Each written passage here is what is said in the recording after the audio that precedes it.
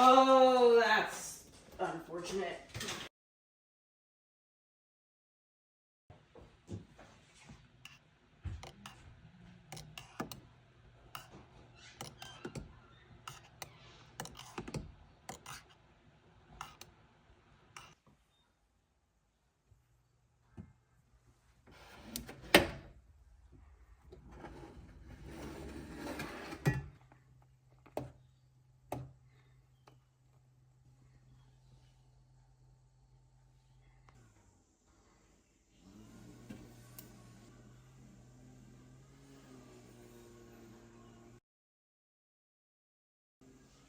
So generally you want the yogurt to be cooled to about 115.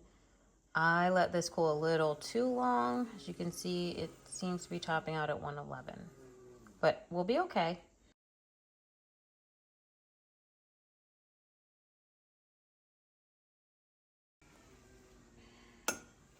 Yep, and so just skimming off the kind of skin that formed while it was cooling. I'm gonna use the slotted spoon to add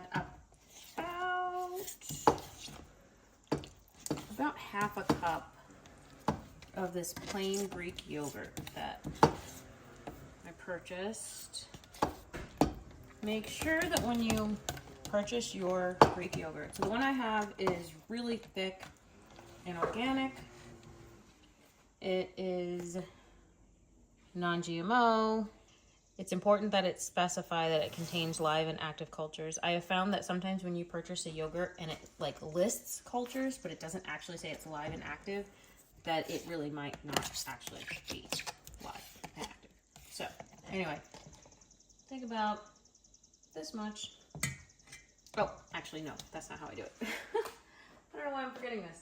I want another bowl. Let's see. What I like to do,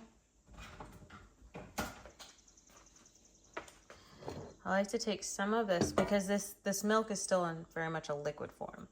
So I take some of it and pour it into a bowl. I know that there are methods for preparing yogurt that involves fewer dishes, and that's fine, but I just find that the outcome of my yogurt is just way better when I do it this way. So I add a few spoonfuls into a bowl, and then I'll take about this much of the yogurt that I purchased. And I'll put it in this bowl and I just stir it up. I want to get it as smooth as possible before incorporating it into the rest of the mixture. It's okay if you have a few chunks in there. I do prefer to have it as smooth as possible though, just to make it easier to incorporate into the larger pot. I'm going to pour this into this pot while stirring it. Okay. And that will help all that good bacteria to spread out. Let's make sure it's all incorporated in there. Now that we have our cultures added to our milk, the next thing we do is just cover it up. And we're going to put it in a warm place for the next 18 to 24 hours. I found that 24 hours works really well in our home, at least this time of year. It's starting to warm up outside, so, but since we keep our house pretty much at 70 degrees all the time, I find that if I double wrap it in a heavy towel and then place it high up on our top cabinet, 24 hours later, the yogurt is done. The crazy simple DIY method that I use is I have this towel, which is a really thick towel that we don't use for anything except this purpose, which is to wrap around this pot. And then I take this and I place it up there above our cabinet, and it just stays there for 24 hours. So tomorrow we'll take this down from the top of the cabinet. I'll open it up and show you how it looks inside initially, And then I'll show you the option for letting it set further so that you can get actual Greek yogurt, because that involves an additional step of letting the whey drain out until the yogurt reaches the thickness that you like. Here on day 2 of preparing our yogurt from raw milk, we're going to prepare Greek yogurt. Now at this step, I've already removed the towel that was covering our pot. This is what it looks like the next day. As you can see, it's pretty jiggly, as you would expect yogurt to be, and it has this whey, the liquid that's kind of rolling around the top. We like to have our yogurt very thick, like a very thick Greek yogurt. And so if you prefer to have your yogurt be less thick, at this point, you can go ahead and scoop up your yogurt into whatever container you wish to use. When I first started making yogurt from home, I would just reuse the original quart-sized yogurt, plastic yogurt container that I purchased from the store. Then I started to use quart-sized mason jars like this one. I would just add one of these tops that fit perfectly on top and just store that in the refrigerator. But you can use whatever vessel you prefer. So at this stage, you'd want to stir it up thoroughly and then put it in your refrigerator. As it sits in the refrigerator for like within a couple of hours, usually it'll start to solidify even more. So it'll get a little bit thicker. If you find that it is still runny when you do that, it is possible that it just the bacteria have not inoculated long enough. So if you were more on that 12-hour end of the 12 to 24-hour range of time to let the bacteria inoculate, it may be that you need to use more time. You may need to let it inoculate longer. But if it's exactly the way you want it to be or close to it, I guarantee that refrigerating it will help thicken it up just a little bit. But again, we prefer ours to be very thick. So in order to get that, to achieve that level of thickness, what we do is we strain the yogurt, and here are the materials we use to do that. Here's the largest stock pot that we have on hand at the moment. And unfortunately, because of the width of the opening, we cannot fit any of our colanders in it because they all have handles. So I have this plastic colander and it kind of fits, but then it's like at an angle. And then this metal colander that I purchased recently, it sits perfectly on the top, which would be fine, except that because of the steps I'm about to show you, it's really best that it sit inside of the pot. This is cheap Walmart cheesecloth that you can find usually on the same aisle where you find things like mason jars, canning materials like that. And all you have to do is make sure I like to get it soaked in water, which is why I have this container. I put it in the water, I let it get soaking wet, and I just let it sit in that for a minute or two while I prepare the rest of the setup. So while that's soaking, I'm gonna take my pot and I'm gonna take this 2-cup sized Pyrex bowl and invert it. I'm gonna put it at the bottom of the pot, right in the center. Because none of our colanders will fit in here, I instead have been using the insert for our salad spinner, and it's been working really great for us. So I will set that right on top of the Pyrex bowl that's in the pot. The next step is to go back to that cheesecloth and I'm going to squeeze some of that water out, because while I wanted to make sure that all of this material got wet, I don't really need it to be soaking wet when I put it inside of the colander.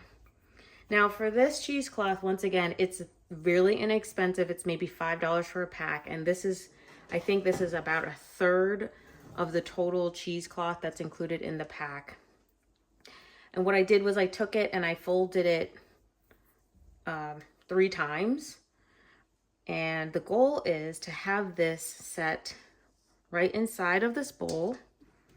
You want to kind of make sure, I'll take the bowl out just for a second to show you. You want it to kind of drape the bowl. You're going to have this lid for your pot on top to protect it from anything that could possibly get into it, whether it smells or things that might fall from somewhere in your refrigerator, just, I don't know, random things.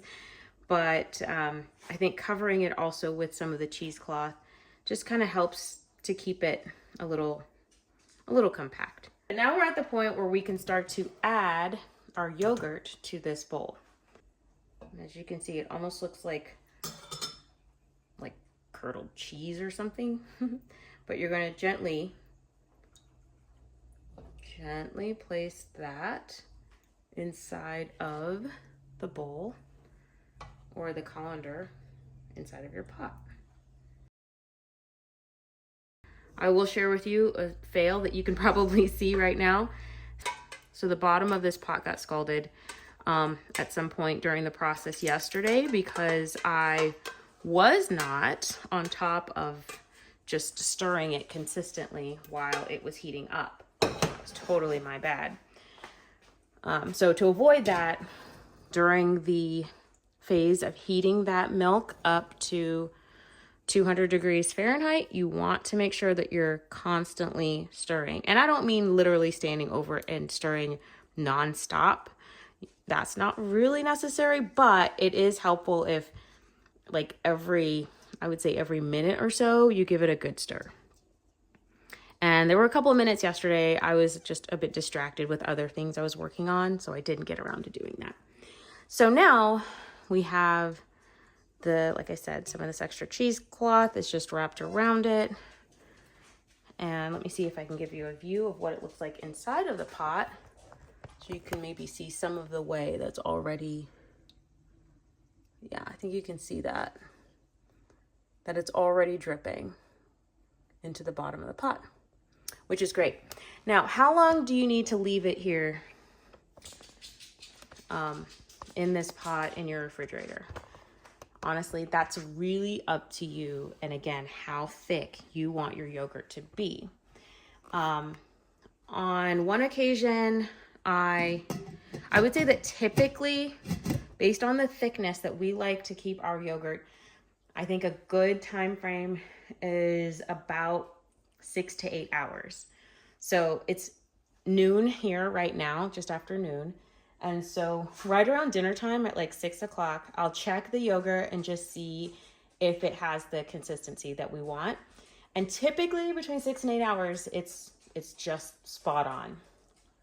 I will admit, I don't know, maybe a month or so ago, probably 2 months ago now, when I was making yogurt, I forgot that I left it in the refrigerator. So it was in there for at least 12 hours and it basically turned into cream cheese. I mean, it was really thick, but it was delicious. Don't get me wrong, we still ate it, just not as yogurt. So just be aware of that. Make sure we have room in here somewhere to put it.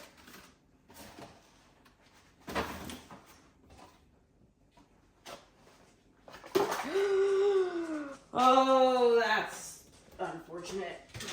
Here we go. Oh, I forgot the height of this. The top is too high, so I just invert it and stick it in like this. All right. Okay, here's a little bonus tip. If you, like me, happen to scorch your lovely stainless steel pot, here's a quick and easy way to clean it out without using any abrasive materials. First, you want to add an inch or two of water to your pot.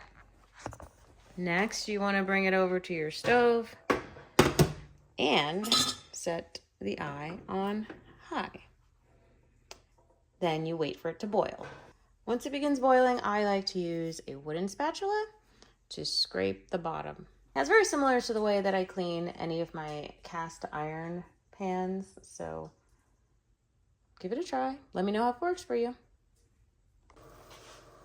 Right, now as you can see, it is boiling, and I already started scraping a little bit, but you can see how easily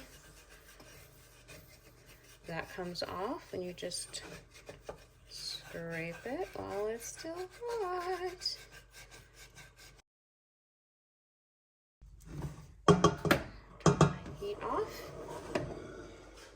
And here you have the clean pot, all ready for use again. All right, it is about 8.5 hours later, and as you can see, quite a bit of the liquid has drained out of our yogurt. You can see that down there at the bottom. Now what we usually do is we'll put the whey in a pint or quart-sized mason jar and just add it to smoothies. With the yogurt though, I'm just gonna take this off. You can see that it is a lot firmer and there's a lot less of it volume-wise, but that's fine. We want it to just really have that thick consistency that we like. So, which you can see it clearly does. Almost looks like cream cheese, but I know this one does not taste like cream cheese. It actually tastes like yogurt. So that's what we do. So the next step is I'm just going to spoon this into this mason jar. And as I go, I'll continue to stir it up to smooth it out. And then hopefully this time I'll remember to set aside a small pint of this yogurt to just reserve it for next week's batch. And that way, from this point forward, we won't have to buy yogurt again as long as we set aside a portion of the yogurt that we created. Some of the additives that you can add to it, whatever you want to do, you know, go for it. We like to add just a touch of vanilla and some cinnamon to it. It gives it a really nice flavor. It's not overbearing, and you can also add a little bit of sugar. We usually use organic cane sugar, and you know, there are all sorts of other things you can add to it and just keep that in your fridge. But overall, that's the process. I hope you found this tutorial helpful, and pray that you will be blessed and be a blessing to others. Until next time.